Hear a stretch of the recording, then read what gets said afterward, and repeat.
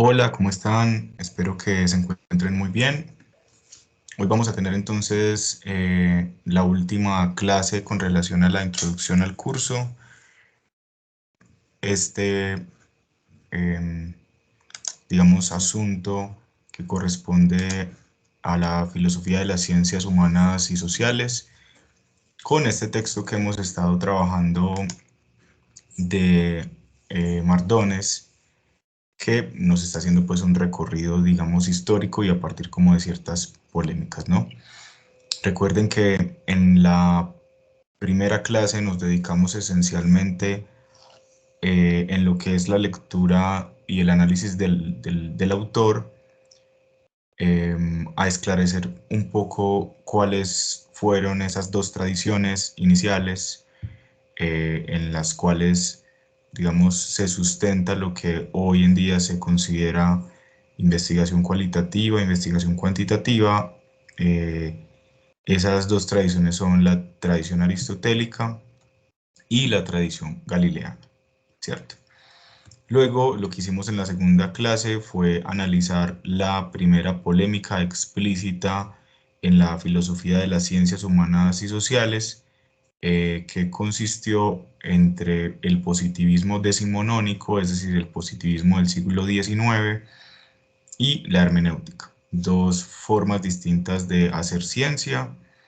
La primera más emparentada con el método y la concepción de las ciencias naturales, la segunda, la hermenéutica, más emparentada con lo que se denominan las ciencias del espíritu, que, digamos, no tienen la intención de establecer leyes, sino de abordar los fenómenos humanos, bien sea subjetivos, bien sea colectivos, bajo la idea de la singularidad, es decir, de la interpretación de la singularidad, y con una alta presencia de la importancia del lenguaje, de cómo el lenguaje estructura la realidad, bien sea otra vez a nivel de fenómenos subjetivos, individuales o de fenómenos que sean colectivos. En esta segunda polémica, que va a ser con lo que vamos a cerrar esta introducción al curso, nos vamos a encontrar ya con un momento más avanzado. Vamos a situarnos en el siglo pasado, a inicios del siglo pasado, siglo XX, y vamos a encontrar una polémica entre lo que es el racionalismo crítico, que inició Karl Popper, que ya lo hemos estado mencionando, y las teorías críticas de la sociedad de la Escuela de Frankfurt. Es decir, otras dos concepciones acerca de cómo hacer ciencia en las ciencias humanas y sociales. Sin embargo, primero, antes de que introduzcamos esa polémica, nos vamos a encontrar con una discusión entre ese lado del positivismo, entre lo que fue el Círculo de Viena y el momento en el que aparece Karl Popper con el racionalismo crítico para tratar de hacer una modificación en toda esa línea positivista. Podríamos decir, de hecho, que en lo que vamos a ver ahorita con Popper, con Karl Popper, se instala la fundación de un nuevo paradigma de investigación, que es el pospositivismo, ¿cierto? Entonces vamos a situarnos un momentico en la lectura sobre esa línea exclusivamente positivista, que saben que le antecede pues el positivismo decimonónico, todo eso que trabajamos acerca de la posición de Augusto Comte, de John Stuart Mill, y si nos vamos mucho más atrás a la tradición galileana de la ciencia, ¿vale?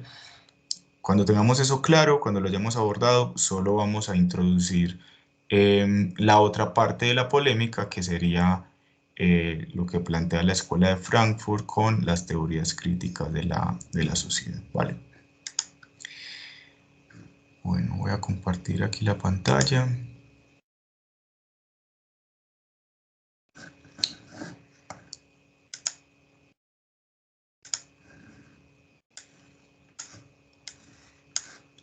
Y bueno, vamos por acá. Entonces dice, segunda fase de la polémica o el racionalismo crítico frente a la teoría crítica.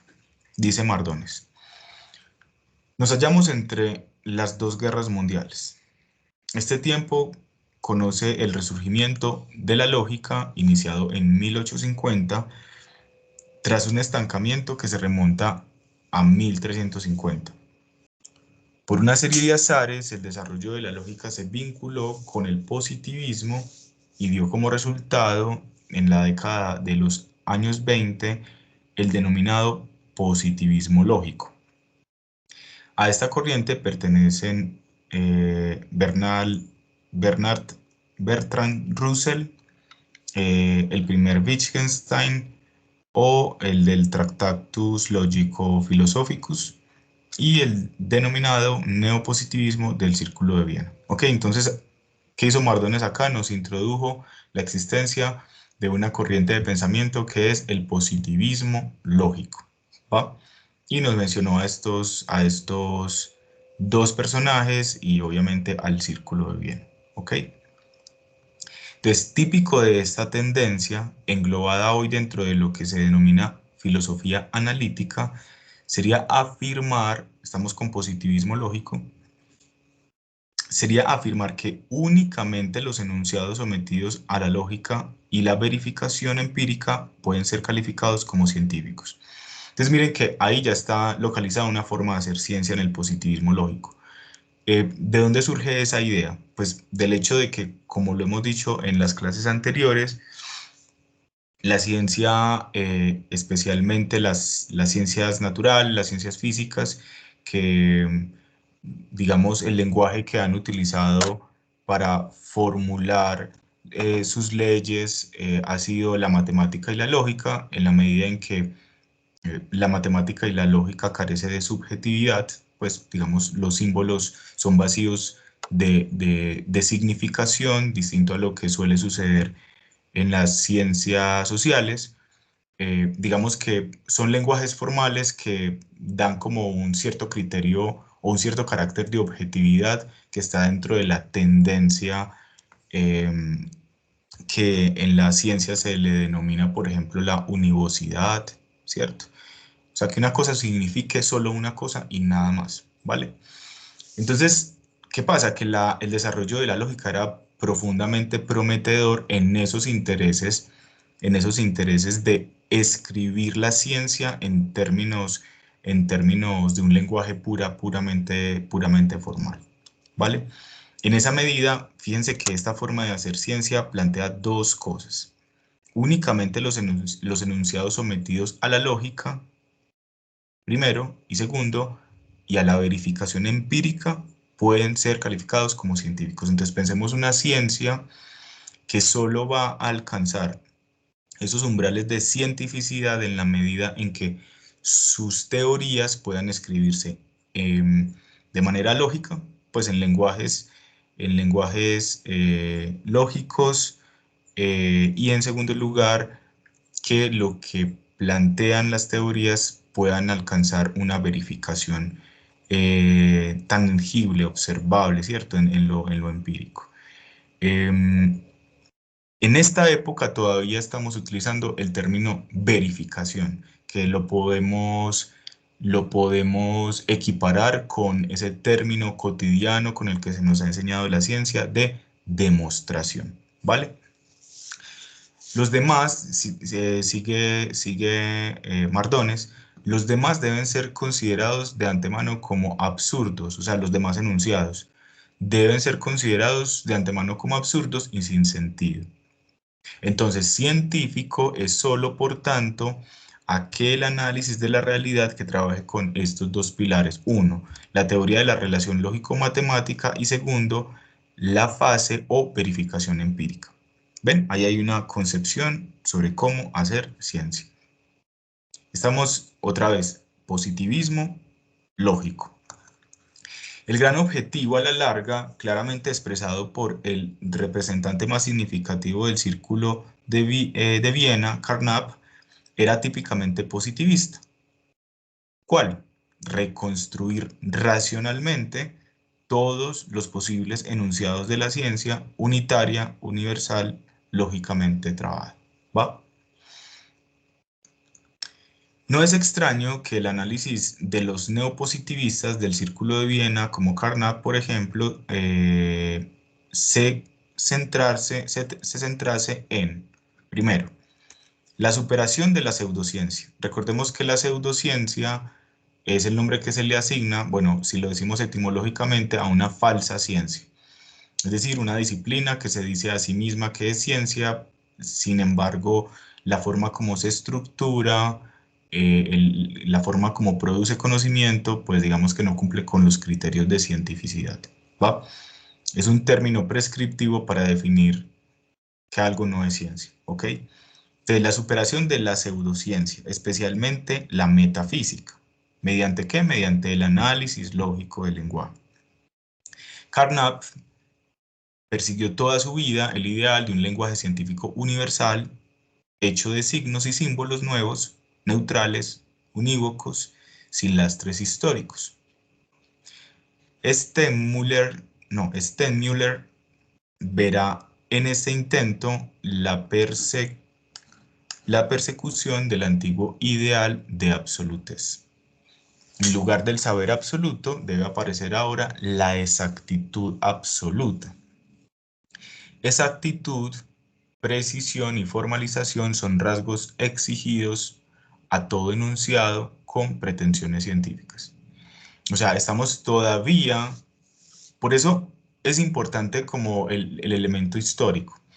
Miren que cuando ustedes leen o ustedes escuchan que alguien está diciendo es que eso debe ser exacto, es decir, se está demandando una exactitud en la producción del conocimiento, estamos pensando bajo una concepción de inicios del siglo,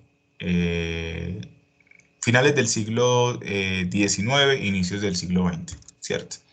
O sea, estamos con la concepción de la ciencia de por allá, del positivismo lógico. Enseguida vamos a ver que eso ya se cayó, que eso ya no es lo que se plantea, digamos, en términos científicos. Entonces, se abandona el ideal de absolutez por el ideal de exactitud en términos lógicos. Y segundo, la comprobación y verificación empírica de todas las afirmaciones, entonces únicamente tendrá por verdadero y pleno de sentido lo que expresa un estado de cosas objetivo, lo cual equivale a decir capaz de ser sometido a observación directa y comprobación mediante experimentos. Fíjense que si nosotras nos ciñéramos a esa concepción de ciencia, entonces nada de lo que es observable podría ser sometido a verificación. Ergo, todas las cosas que no son observables no podrían constituirse como objeto de investigación científica, ¿cierto? Bueno, ahí estoy como diciendo algo, especialmente porque en lo que nos interesa, que es la psicología, hay muchísimas cosas que no son observables directamente, ni siquiera observables, son deducciones. La moderna teoría de la ciencia ha sido fuertemente influida por estas ideas. Pero pronto se vieron las aporías, o sea, los impases, eh, las sin salidas, ¿cierto? A las que conducía el programa del positivismo lógico. Respecto a la construcción de un lenguaje científico, universal, transparente y de interpretación unívoca, surgían las preguntas. ¿El lenguaje científico formalizado no depende del lenguaje cotidiano? ¿Es posible un lenguaje científico totalmente independiente de un saber cotidiano previo? Es decir, si los lenguajes formales eh, que permitían la enunciación de las leyes, por ejemplo, de poner todos esos enunciados científicos en términos lógicos, eran, digámoslo así, independientes o tenían una relación con el lenguaje natural, ¿cierto? Con este hablado, con este que implica interpretación, o era absolutamente independiente. Por ejemplo, ahí lo que empezó a aparecer en las investigaciones sobre la lógica fue el estudio precisamente sobre las aporías, ¿sí? Es decir, cómo, cómo se puede llegar a ciertos puntos de contradicción que hace que no todo pueda ser dicho en términos lógicos. Entonces aparecen varios personajes que empiezan a, a plantear paradojas. ¿Y por qué paradojas? Porque finalmente la lógica se ocupa netamente de la forma como están organizados los enunciados. Es decir, hay unas leyes que definen cómo se deben relacionar, por ejemplo, las premisas para que puedan definir determinadas conclusiones que sean válidas, y en esa medida la ciencia termina siendo sometida no tanto a la verdad, sino a la validez de sus enunciados. La validez en el sentido de cómo organizado esos enunciados tienen resultados válidos, ¿ok? Entonces empiezan a aparecer estas preguntas, ¿cierto? Gravísimas eran, sigo con Mardones, eran también las consecuencias que se derivaban de aplicar estrictamente el principio de la verificación. Aquí apareció Popper, ¿va? Popper dirá que la exigencia mayor de verificabilidad en la experiencia no solo eliminaría las afirmaciones metafísicas, que bien, era un propósito de ellos, sino que aniquilaría también las hipótesis empiristas y con ello todo el conocimiento científico natural. ¿Va? Esto porque la mayoría de los enunciados científicos no son verificables empíricamente. Entonces, ahí lo que les estaba mencionando ahora. Eh, es decir, si solamente hiciéramos ciencia verificacionista mediante elementos observables directamente, pues en realidad gran parte de la ciencia caería. Y no hablo solo de las ciencias sociales donde es más evidente por el objeto de estudio. Por consiguiente, habría que rechazarlos como afirmaciones sin sentido, pero ¿con qué derechos se hace precisamente a la experiencia sensible, o sea, empírica, el criterio de todo sentido? Dicho, miren que esta pregunta es muy interesante. Dicho de otra manera, eh, qué justificaría el hecho de que solo podamos hacer ciencia a partir de lo observable, a partir de lo tangible? Si hay tantos fenómenos que se necesitan ser explicados que no son observables directamente, ¿cierto? Que no son tangibles. Bueno, ya se advierte que por este camino muy poco del pensamiento filosófico y de las ciencias humanas quedaría en pie. O sea, si siguiéramos con la tesis verificacionista, prácticamente las ciencias sociales quedaría reducida bueno, a fenómenos muy delimitados. Sería rechazado como pseudociencia. De hecho, los filósofos del positivismo lógico se ocuparon casi exclusivamente de cuestiones relativas a los fundamentos de las matemáticas y de las ciencias naturales exactas. Solo Neurath, uno de los miembros más activos junto con Carnap del Círculo de Viena, trató de fundamentar la sociología desde sus supuestos. Uno de los resultados fue rechazar las exigencias metodológicas del método del Verstegen. Recuerden que Verstegen es la comprensión que había introducido eh, los autores que fundan la hermenéutica. Este queda reducido a un nuevo elemento externo, accidental, dentro del proceso científico. Tomando su comparación, sería equivalente a un buen café que el investigador necesita para su trabajo. Dicho de otra manera, desde la perspectiva del positivismo lógico, cuando, cuando decimos que queremos hacer ciencia intentando comprender la subjetividad, eso no tiene valor, en la medida en que es como simplemente un buen café, como una pequeña conversación, ¿cierto? Como, em, como algo que se queda en la especulación, digámoslo de esa manera. Voy a hacer un paréntesis aquí para plantear algo. Fíjense que esa es la razón probablemente por la cual es innecesario que desde una perspectiva o un paradigma de investigación se juzgue lo que se produce en otro paradigma. Por una razón muy sencilla, y es que cuando tú tienes el lente de un paradigma, ejemplo, el positivismo, que te dice que debes hacer ciencia de determinada manera, todo lo que no sea ciencia de esa manera, para vos va a ser pseudocientífico o no va a cumplir con el rigor de tu perspectiva científica, ¿cierto?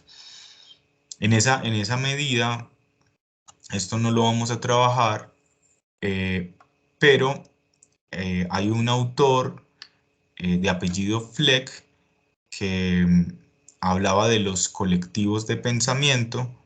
Luego, em, luego cuando se plantea el concepto de paradigma por Thomas Kuhn, él lo retoma digámoslo así, como en su planteamiento, retoma a Fleck, y allí aparece en Fleck un concepto muy interesante que se llama la inconmensurabilidad bueno, no le llama paradigmas, no recuerdo cómo le llama, si los colectivos de pensamiento o algo así, o de las perspectivas, pero está hablando de paradigmas, digámoslo de esa manera. ¿Qué significa la inconmensurabilidad? O sea, un paradigma es tan inmenso en lo que puede solucionar, porque un paradigma es finalmente un motor de solución de problemas, que es imposible que puedan ser comparados. O sea, no, es incoherente juzgar un tipo de resultado con un paradigma del cual no se produjo, del cual no se partió para ese conocimiento. O sea, sería ilógico, por ejemplo, que yo esté escuchando una producción desde las neurociencias, y si yo me ubico, por ejemplo, desde las teorías críticas, desde el feminismo, por ejemplo, sería ilógico que yo considere eso pseudocientífico, porque la forma que yo tengo de hacer ciencia es distinta a esa forma de hacer ciencia. Eso no quiere decir que yo no pueda cuestionar externamente lo que dice, la manera como se lleva a cabo, porque la crítica siempre es posible, sí, está presente, pero decir que eso no es ciencia, eso es un error, ¿cierto?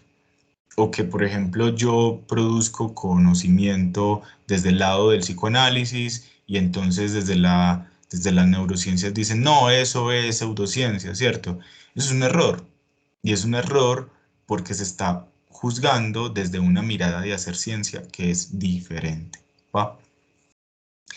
Bueno, será Karl Popper, crítico del Círculo de Viena, aunque situado en la corriente positivista, el que comenzará a prestar atención a la problemática de las ciencias sociales. Entonces, pillen este asunto. Karl Popper era positivista. Sin embargo, el planteamiento del Círculo de Viena, que decía dos cosas: solo vamos a considerar como científico los enunciados que se sometan a la lógica, y dos, que se sometan a la verificación empírica. Popper, aunque es positivista, va a empezar a cuestionar esos planteamientos del positivismo lógico. Desde entonces, sigue Mardones, la filosofía analítica de la ciencia entró en lisa en el debate positivismo-antipositivismo. Las antiguas controversias se avivaron alrededor de la mitad del siglo. ¿Va? Entonces, el racionalismo crítico de Karl Popper, así le vamos a llamar a la corriente que él introduce en el positivismo, racionalismo crítico, que también le podemos denominar pospositivismo, ¿va? Arremete duramente contra el positivismo lógico del Círculo de Viena. Popper había tenido contactos con sus miembros en su Viena natal. En 1934 aparece su Lógica de la Investigación, un libro, donde analiza sutilmente las reglas de juego de la obtención de las hipótesis y teorías científicas. Constituye el fundamento de un criticismo racional o racionalismo crítico.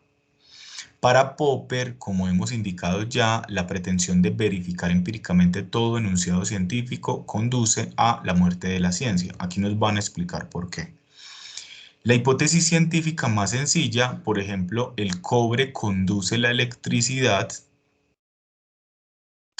si hubiera de ser verificada experimentalmente, exigiría comprobar esta cualidad en todo el cobre del universo. Pero esto evidentemente es imposible. Por tanto, las hipótesis científicas que pretenden posibilitar el conocimiento de las leyes de la naturaleza y poder efectuar pronósticos con validez para el futuro no son verificables. Entonces, bueno, ese ejemplo es muy sencillo, ¿cierto? Es muy sencillo. Tú tienes una hipótesis, es que el cobre conduce la electricidad, pero tendrías que comprobarlo en todo, ¿sí? Es decir, no alcanza la repetición, porque cuando tú estás repitiendo, te estás encontrando nuevamente con que la hipótesis funciona, pero no hay verificación absoluta, ¿ok? No se puede acudir al principio de inducción para resolver el problema. Como Hume, la oveja negra de la filosofía, mostró ya, un enunciado general jamás puede ser verificado con la observación. O sea, el cobre conduce la electricidad, eso es un enunciado general. Hume ya había dicho, un enunciado general jamás puede ser verificado con la observación. De aquí que, estrictamente hablando, el intento de fundamentar la ciencia sobre el método inductivo, partiendo de experiencias particulares, concluir leyes generales, conduce a una construcción ilógica de la ciencia. La ciencia tendrá que ser deductivista en su justificación o no será un edificio racional. Estaba planteando Popper ahí. Entonces Popper les descubrirá a los hombres del Círculo de Viena que su verificación está ligada a un dogma empirista que no se puede sostener. Entonces, ¿cómo así que un dogma? Una creencia, ¿cierto? O sea, como si decimos que un paradigma es un sistema de creencias porque no son comprobables, digamos que el paradigma también constituye un dogma. Y la pregunta es, ¿qué hacen las personas que adoptan tal paradigma con esos dogmas? ¿Sí? Popper, digamos que lo que está planteando es, ustedes están queriendo sostener una idea simplemente por una posición dogmática. Su verificación está ligada a un dogma empirista que no puede sostener la certeza última proporcionada por la percepción de los sentidos. Para el positivismo lógico, o sea, el Círculo de Viena, el edificio de la ciencia se construía sobre las piedras elementales de los enunciados elementales, básicos, protocolarios, cuya certeza venía dada por la percepción inmediata de los sentidos. Pero aunque es innegable que una relación importante une las experiencias perceptivas a los enunciados de base o protocolarios, no hay tal justificación empírica. Los enunciados elementales solo se pueden justificar mediante otros enunciados. Además, no hay percepción de los sentidos que no suponga una interpretación. Así pues, nuestro saber es desde el comienzo conjetural, hipotético y siempre sometido a revisión. Dicho de otra manera, miren que lo que se está poco a poco planteando allí es que a pesar de que el Círculo de Viena trabajara con el concepto de validez en la medida en la que pretendían someter los enunciados a la lógica, cuando plantean el segundo proyecto, que es el verificacionismo, en realidad pareciera que estuvieran intentando hallar la verdad de las cosas, pero una verdad como una verdad objetiva. Es decir, el Círculo de Viena es la última fase del positivismo, pero del positivismo que inicia desde el siglo XIX, ¿ok? Y podríamos decir en esa medida que es la última fase del positivismo que trabaja implícitamente con la ilusión de la verdad absoluta. Que los enunciados de la ciencia tengan una fundamentación última exenta de toda ulterior crítica es una fe, una ciencia que desemboca en el famoso trilema de Münchhausen. Dicho de otra manera, ¿por qué Mardones menciona la palabra fe ahí? Porque creer que existe la verdad última es fe, es una ilusión, ¿cierto? Y miren que ahí podemos encontrar como los enlaces entre un tipo de saber en la cultura, que es la religión, y otro tipo de saber en la cultura, que es la ciencia, que parten de elementos similares, la fe. Por estas razones, dirá Popper, los enunciados científicos hay que entenderlos como esbozos arbitrarios, creativos, que solo tienen un valor conjetural e hipotético y necesitan la comprobación ulterior. Y puesto que no podemos comprobar todos los posibles casos subsumidos por una hipótesis científica, no podremos utilizar la verificación, sino la falsificación. O también le podemos denominar a esto la falsación o el falsacionismo. ¿Va? Miren que aquí va a haber un cambio de finalidad en cómo hacer ciencia. Una cosa es querer demostrarlo todo, una cosa es querer verificarlo todo, y otra cosa muy distinta es querer falsear mis hipótesis o incluso las teorías, falsearla, hallarles el error, ¿ok?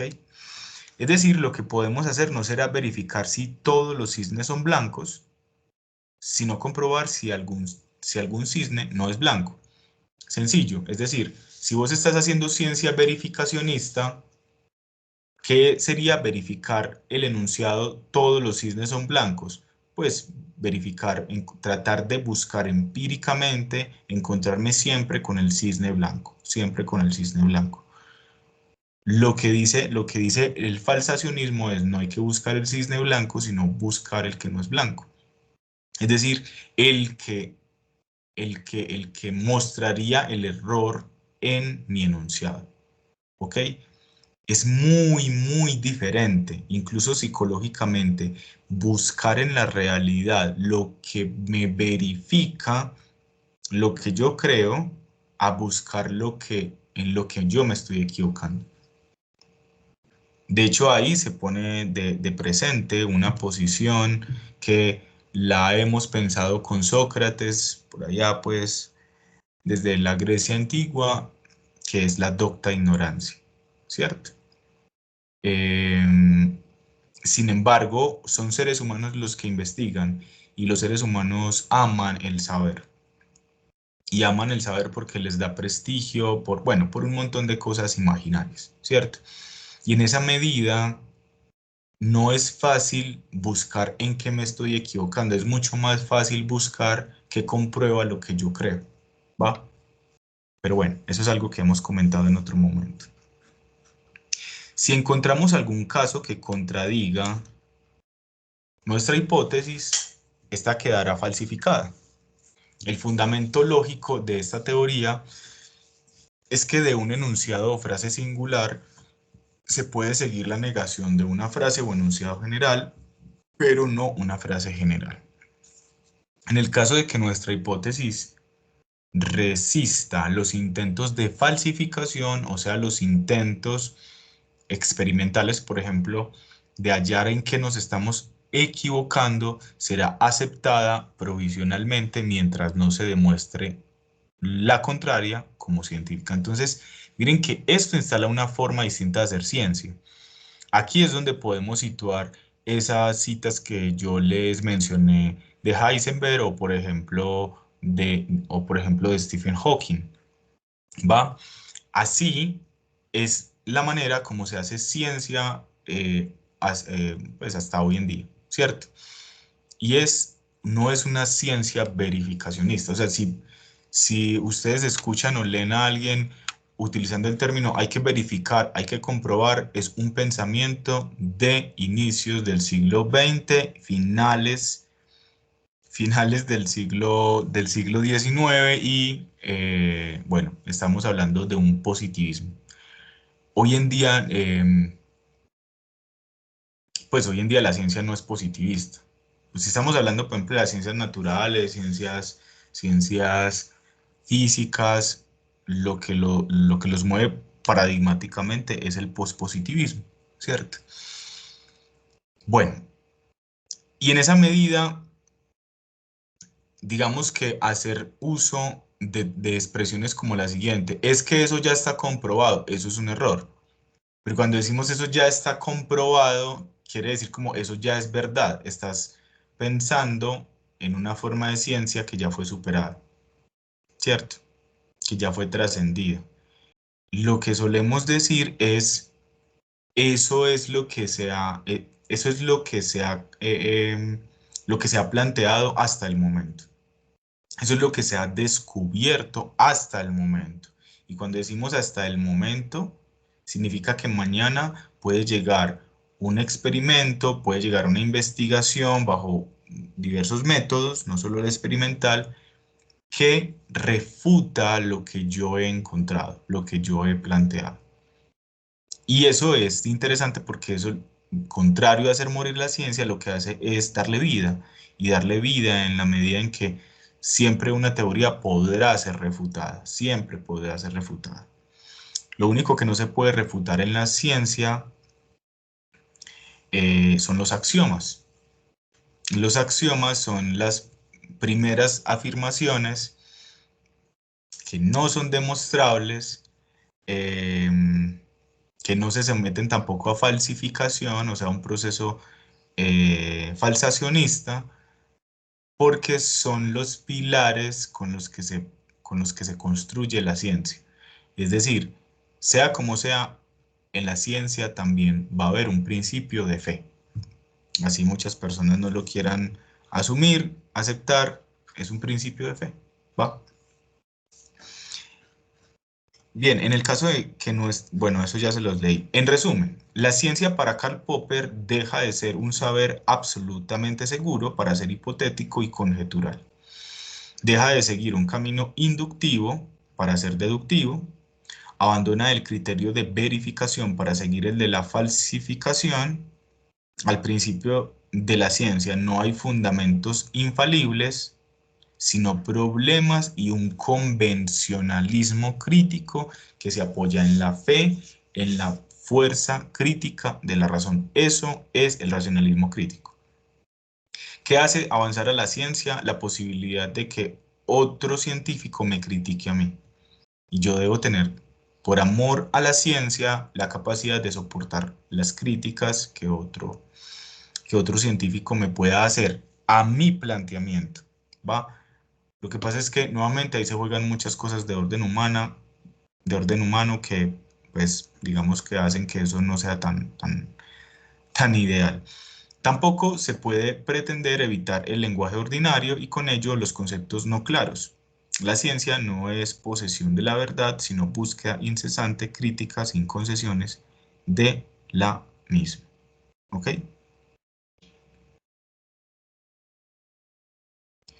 Bueno, para Popper, este es el método científico al que se tienen que someter también las ciencias sociales y humanas. Hay pues un monismo metodológico, o sea que sigue con esa concepción positivista que habíamos visto desde el siglo XIX, en ese sentido. Toda explicación científica adopta, en último término, la forma de un esquema lógico básico, donde el hecho o fenómeno que hay que explicar será la conclusión de una inferencia lógica deductiva, cuyas premisas están constituidas por la teoría y las condiciones iniciales. El tipo de explicación es causal en sentido amplio, es decir, en ese punto no hay mayor modificación al positivismo desde el siglo XIX, ¿ok? Si prescindimos del giro que parece haber efectuado el último Popper y al que ya hicimos referencia, este planteamiento se sitúa en la línea de la tradición positivista y galileana, ¿ok? Eso es claro desde hace un rato. Ya tuvimos claro entonces como esa interesante discusión y ya podemos saber en qué punto está el positivismo, ya en un pospositivismo o un racionalismo crítico, ¿ok? Con Karl Popper. Ahora nos vamos a situar en la otra parte que ya ha emprendido la tradición aristotélica, que lo hemos encontrado bajo la hermenéutica y que ahora nos vamos a encontrar con las teorías críticas de la sociedad, ¿ok? Los dos títulos son muy similares, entonces no hay que confundirse. Una cosa es el racionalismo crítico de Karl Popper y otra cosa son las teorías críticas de la sociedad de la Escuela de Frankfurt, ¿ok? Entonces aquí puntualmente es que vamos a ver la segunda polémica. Durante las dos guerras mundiales también se fundó en el ámbito alemán un instituto de investigación social anejo a la Universidad de Frankfurt, que andando el tiempo sería el origen de la llamada Escuela de Frankfurt.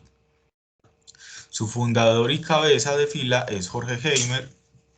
Junto a él trabajaron y modelaron las ideas de lo que se denominaría la teoría crítica de la sociedad. Adorno, Marcuse, Fromm, Lowenthal, Pollock, digamos, esos eran como los principales autores que estaban allí. Prosigue en la línea hegeliano-marxista, a la que tratan de incorporar las aportaciones de Freud. Su pretensión es analizar la sociedad occidental capitalista y proporcionar una teoría de la sociedad que posibilite a la razón emancipadora las orientaciones para caminar hacia una sociedad buena, humana y racional. Miren que aquí ya empiezan a aparecer como varias características sobre esa otra forma de hacer ciencia que va a fundar la Escuela de Frankfurt. ¿Ven? Entre líneas podemos ver ahí cosillas. Lo primero, digamos que hay una finalidad, y es que la ciencia debe estar eh, en función de promover movimientos emancipadores. ¿Ok? Es decir, la ciencia debe leer a la sociedad, de cómo funciona la sociedad. Y el conocimiento que se produzca debe fungir como una intención emancipadora. Es decir, aquí se recupera una intención muy antigua de la ciencia y era que la ciencia debía ser utilizada para poder vivir mejor. ¿Ok? Este es un planteamiento del que dista mucho, por ejemplo, toda la concepción positivista, porque ellos se consideran como ajenos, externos al objeto de investigación. ¿Ok? Aquí vemos una concepción de la ciencia en la que el sujeto y el objeto se afectan mutuamente y por lo tanto aparece la pregunta de ¿cuál es mi lugar como científico en una sociedad? ¿Cierto? Aquí se toma partida en un sentido y es la ciencia debe servir como una fuerza emancipadora, ¿ok? O sea, de libertad, que favorezca la liberación. La teoría crítica de la Escuela de Frankfurt se contrapuso desde sus orígenes a la tradición positivista. Se puede decir que los miembros de la primera generación mantuvieron hasta su muerte una polémica permanente contra el positivismo. En 1961, en el Congreso de la Sociedad Alemana de Sociología, tuvo lugar una confrontación entre el racionalismo crítico de Karl Popper y la teoría crítica de Theodor Adorno. La polémica fue proseguida por los discípulos más conspicuos de ambos, Albert y Habermas. Horkheimer ya criticó duramente al positivismo en uno de los artículos que se consideran fundacionales de la teoría crítica. Abro comillas. Ah, no, aquí no van a citar. Teoría tradicional y teoría crítica. Aquí ya indicaba Horkheimer el carácter de criterio último y justificador que reciben los hechos en el positivismo, pero no hay tal captación directa de lo empírico. ¿Cuál es la crítica? Miren acá, la de Horkheimer. El positivista no advierte que su ver, su percibir, ¿ok?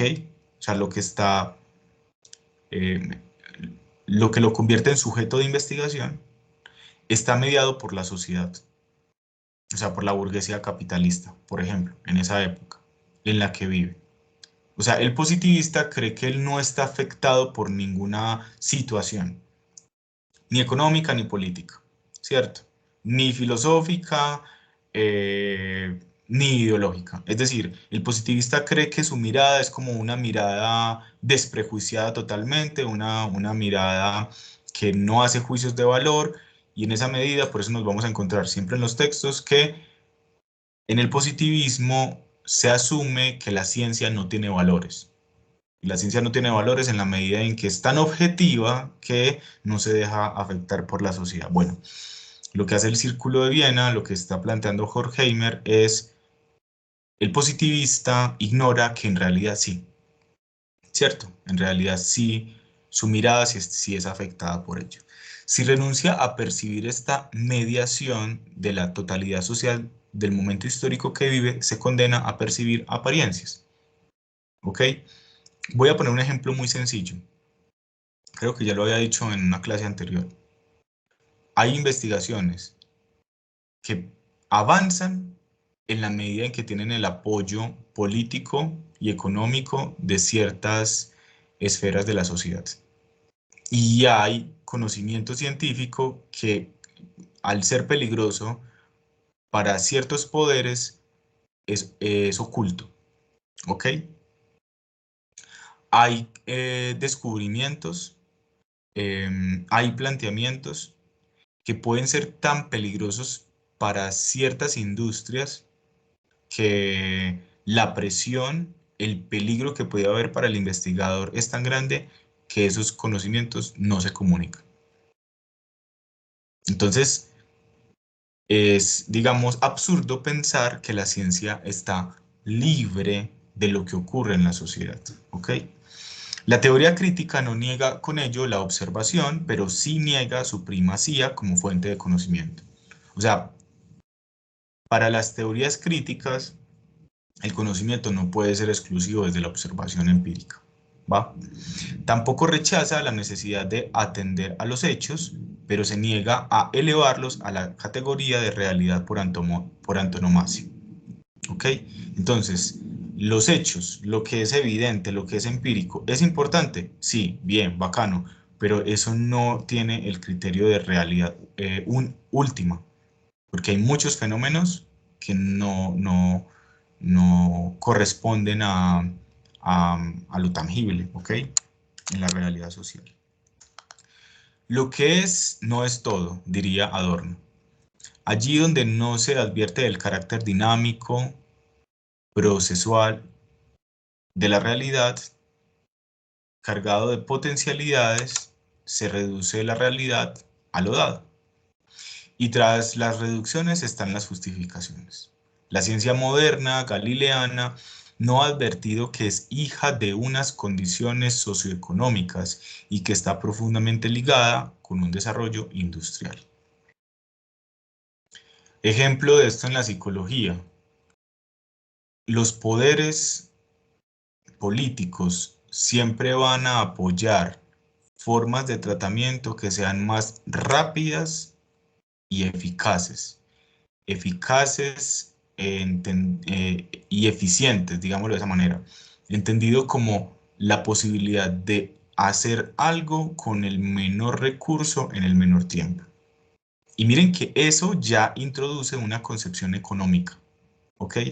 Si vos propones un tratamiento que es extenso en el tiempo, que puede ser mucho más profundo, pero es extenso y es más costoso, muy probablemente no va a tener la popularidad que un tratamiento que promete cosas rápidas, ¿ok?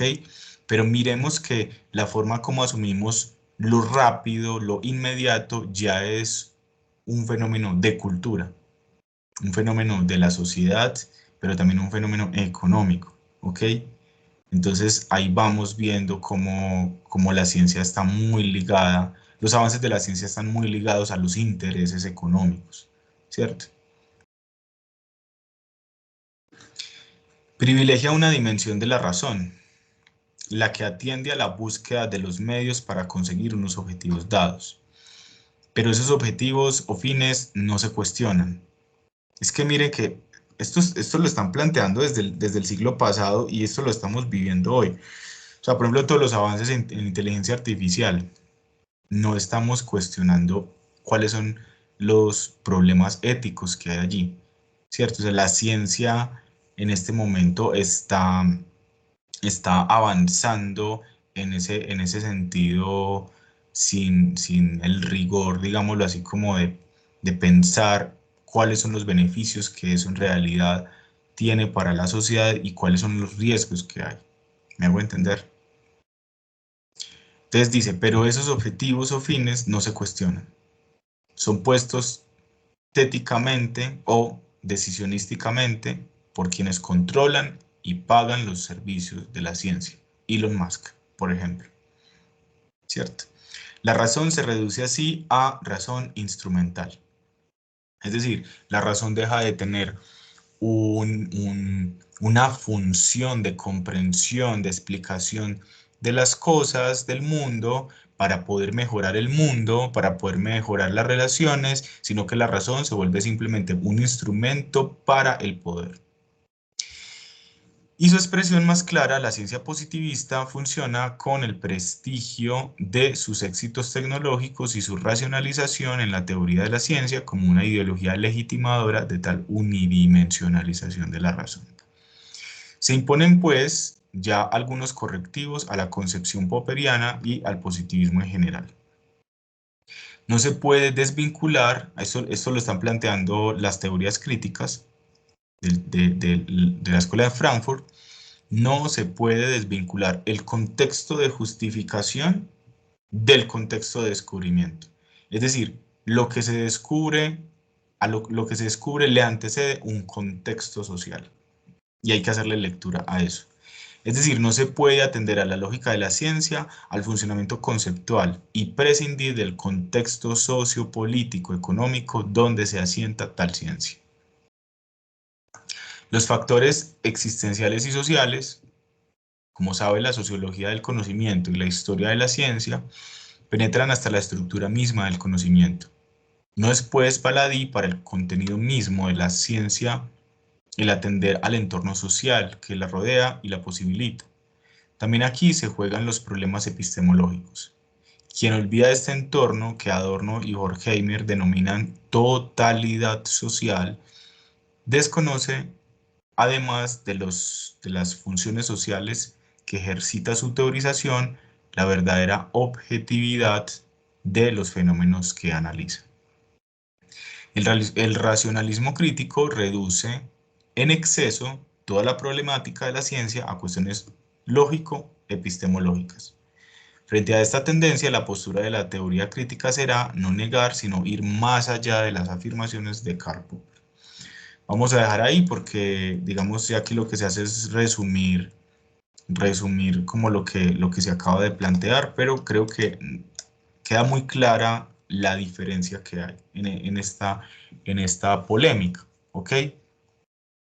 De un lado nos encontramos un pospositivismo o un racionalismo crítico fundado por Karl Popper, que plantea que la ciencia y especialmente las ciencias sociales, pues digamos porque allí ingresa, la ciencia debe ser falsacionista. Sin embargo, eh, permanece la primacía de ese método, bien para las ciencias naturales, bien para las ciencias sociales. Permanece una idea de objetividad, pero, pero en un sentido de un conocimiento que es parcial. Se sigue considerando a la ciencia como carente de valores. No hay un cuestionamiento acerca de cómo la sociedad afecta la mirada del investigador, eh, y los resultados que obtiene, y eso es, digámoslo así, lo que constituye esa forma de hacer ciencia, ¿ok? El pospositivismo. Pero del otro lado nos encontramos entonces con la teoría crítica o las teorías críticas de la Escuela de Frankfurt, que lo que va a resaltar es que el conocimiento científico está profundamente permeado, posibilitado por las condiciones sociales, en términos económicos, en términos políticos, y que en esa medida hay que hacer una crítica constante a esas condiciones, pero también a los resultados que se pueden obtener de esas condiciones, ¿cierto?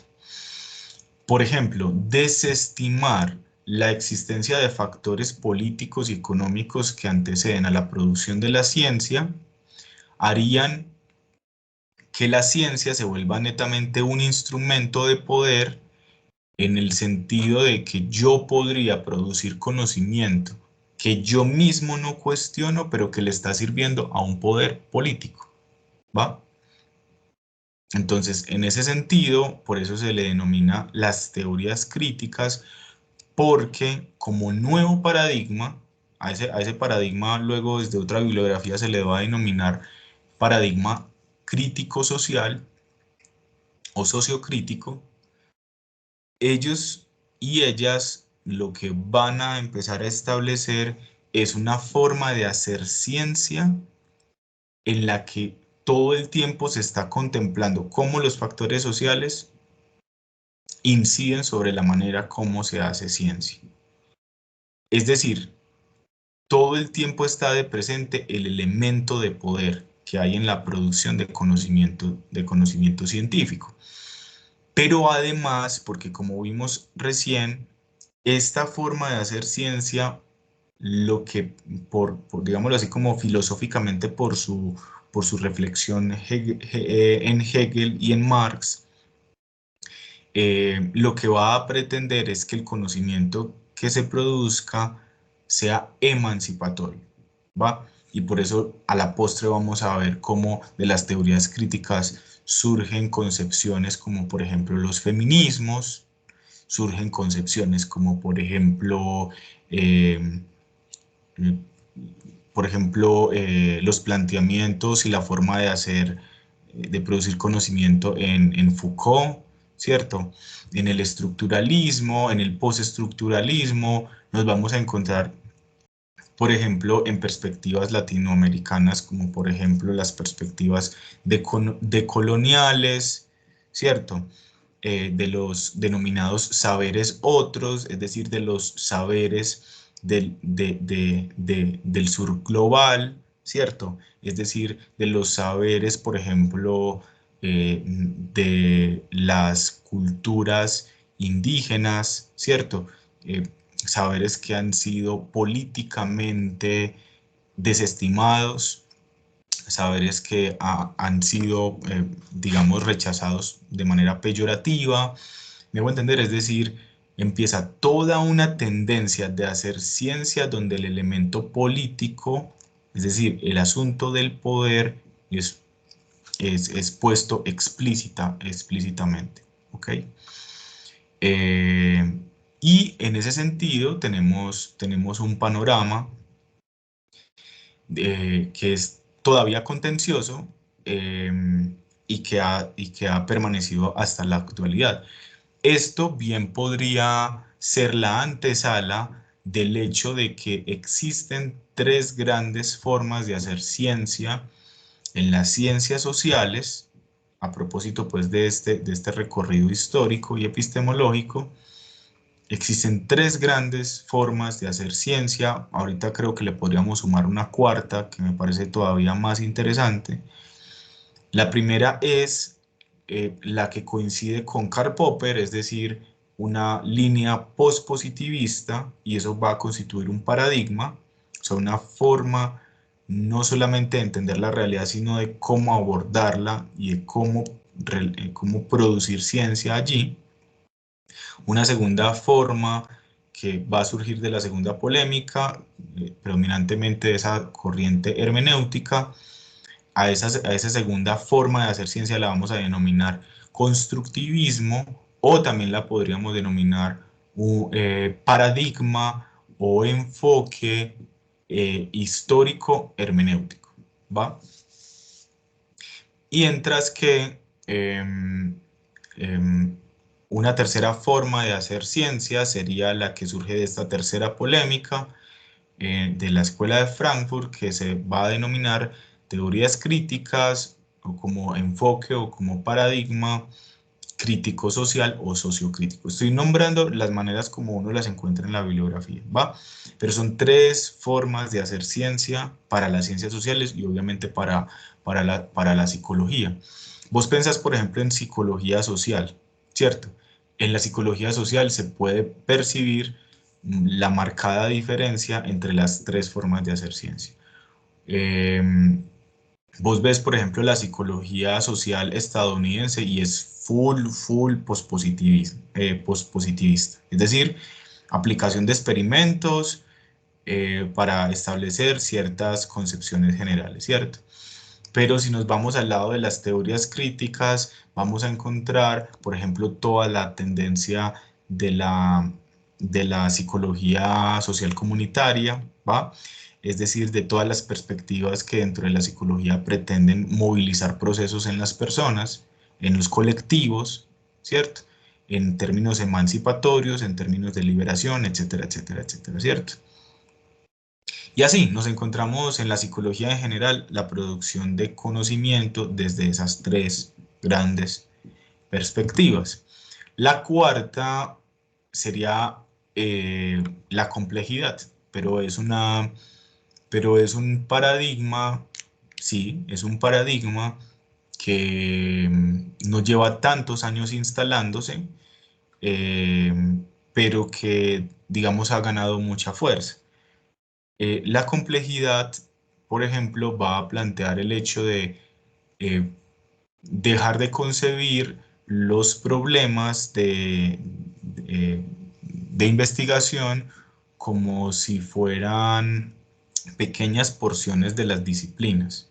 Como, hay este problema es solo de la psicología, este es solo de la medicina, este es solo, va, sino que se va a considerar que un problema tiene la característica de complejidad en el sentido de que lo componen distintos elementos y que solamente abordándolo desde distintas perspectivas científicas, podríamos decir desde distintas disciplinas, pero con una concepción epistemológica común,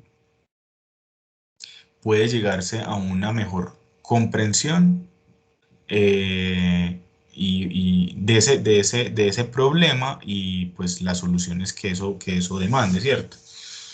Entonces, en ese sentido, digamos que la complejidad implicaría pensar de una manera muy diferente a como hemos y nos han enseñado la ciencia, porque normalmente nos han enseñado la ciencia de manera muy parcelaria.